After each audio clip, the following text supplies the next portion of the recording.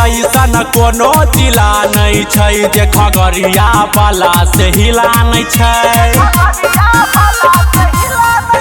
हे गे ऐसन कोनो जिला नहीं छै जे खगड़िया वाला से हिला नहीं छै। हे गे चाहे होय रंग दहारी, हे गे चाहे होय रंग दहारी, आगे सब का से आगे छै ऐसन। हे गे ऐसन, हे गे ऐसन कोनो जिला नहीं छै जे खगड़िया वाला से हिला नहीं छै। हे गे ऐसन कोनो जिला नहीं छै जे खगड़िया वाला से हिला नहीं छै।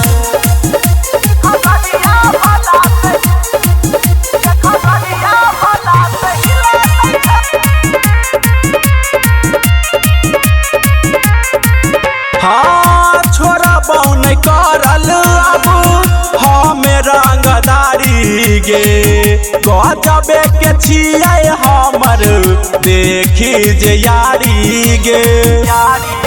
सच सच कहै छी हम बतिया जे कहै छी। हे गे मार देबो कोई नहीं बोलतौ, हे गे मार देबो कोई नहीं बोलतौ, पूछली है अपना एरिया से ऐसन।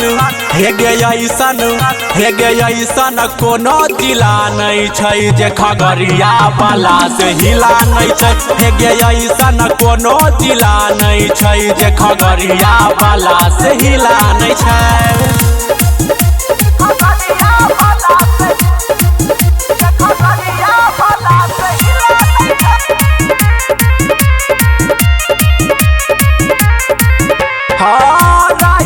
रमान के तो माइन लेगे बतिया, गायक गौरव से तो मिले या बेरतिया।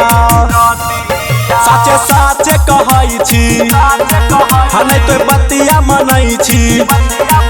हे गे माहौल गरम होतौ, हे गे माहौल गरम होतौ, पूछली है अपना भैया से ऐसन।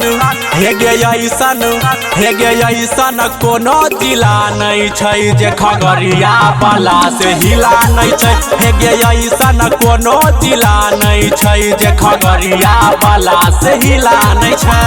Recording by Riya studio Khagaria Bhadas.